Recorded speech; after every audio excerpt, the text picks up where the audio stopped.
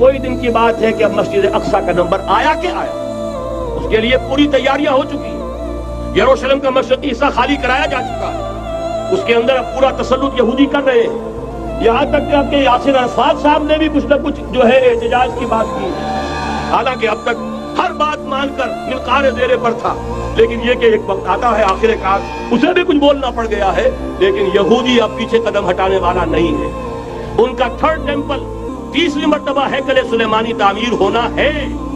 Note کر لیجئے، ان کے لیے وہ وہی کچھ ہے جو ہمارے لیے کعبہ ہے، ان کے لیے ہیکل سلیمانی بالکل وہی حیثیت رکھتا ہے جو ہمارے لیے کعبہ۔ وہ ہیکل سلیمانی ایک مرتبہ پہلے نبوکدنضر کے ہاتھوں مسمار ہوا، پھر سن 70 عیسوی میں ٹائٹس کے ہاتھوں مسمار ہوا، سن 70 کے بعد آج 1995 میں کتنے برس ہو گئے؟ پورے 1925 برس ہو گئے کہ ان کا کعبہ زمین بوس پڑا ہوا ہے۔ اب تک تو ان کا بس نہیں تھا، اب تو بس ہے کہ نہیں؟ اب ان کی حکومت ہے کہ نہیں؟ اب شاہ حسن ہو چاہے شاہ حسین، ان کے نوکر اور چاکر ہیں یا نہیں؟ اب انہیں ڈر کس کا ہے؟ لہذا کوئی دن کی بات ہے مسجد اقصی شہید ہوگی اور ٹیمپل کی تعمیر شروع ہوگی۔ یہ تو بہرحال ایک نقشہ ہے۔ اگلا نقشہ آپ کو بتانا چاہتا ہوں، ایک دوسری تصویر ہے۔ یہ تصویر ہے زمینی، ایک تصویر ہے آسمانی۔ وَمَكَرُوا وَمَكَرَ اللَّهُ وَاللَّهُ خَيْرُ الْمَاكِرِينَ، انہوں نے اپنی سی تدبیریں کی، اللہ نے اپنی تدبیر کی، اور ظاہر بات ہے اللہ کی تدبیر سے بہتر تدبیر کس کی ہوگی؟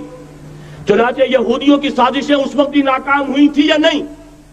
ظاہر بات ہے جاء الحق وزهق الباطل ان الباطل كان زهوقا۔ لہذا یہ آیتیں دونوں اعلان کر رہی ہیں کہ یہودیوں کی سازشیں بالآخر ناکام ہوں گی اور دین حق کا بول بالا ہو کر رہے گا۔ یہ تو ان آیتوں سے ظاہر ہے۔ یریدون لیطفئوا نور اللہ بافواہہم واللہ متم نورہ ولو کرہ الکافرون۔ یریدون ان یطفئوا نور اللہ بافواہہم ویابى اللہ الا ان یتم نورہ ولو کرہ الکافرون۔ هو الذی ارسل رسولہ بالہدی ودین الحق لیظہرہ علی الدین کلہ ولو کرہ المشرکون۔ اللہ نے تو بھیجا ہی ہے اپنے رسول کو اس فیصلے کے ساتھ اور یہ ذمہ داری اور مشن دے کر کہ جو دین حق آپ کو دے کر بھیجا جا رہا ہے اسے غالب کیجئے، نافذ کیجئے، قائم کیجئے، اس مشن کے ساتھ بھیجا جا رہا ہے۔